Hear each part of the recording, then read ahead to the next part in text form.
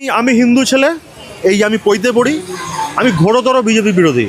এই যে মালদা মুর্শিদাবাদ থেকে যে লাখো লাখো বাঙালির নামকে ওরা কাটছে, তারা কেন কাটছে না? তারা মুসলমান মানে তারা স্বভাবতই পশ্চিমবঙ্গের রাজনৈতিক স্ট্রাকচারে তারা মমতা বন্দ্যোপাধ্যায়ের ভোট ব্যাংক।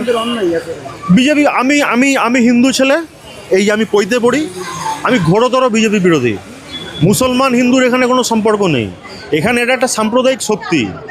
সেই সাম্প্রদায়িক শক্তিকে আটকাতে গেলে হিন্দু, মুসলমান, শিখ, খ্রিস্টান সবাইকে হাতে হাত দিয়ে এই অপশক্তির মোকাবিলা করতে হবে। আর এই যে মালদা মুর্শিদাবাদ থেকে যে লাখ লাখ বাঙালিকে ওরা নাম কাটছে, আবার এই মালদা মুর্শিদাবাদের যখন পরিযায়ী ভাইয়েরা যখন অন্য রাজ্যে গিয়ে তারা কাজ করতে গেছে, তাদেরকে কীরকমভাবে মেরেছে সেটা আমরা মিডিয়ায় দেখেছি। এবং তার মধ্যে শুধু মুসলমান আছে সেটা নয়, তার মধ্যে আরএসএস করা হিন্দু বাঙালিও রয়েছে।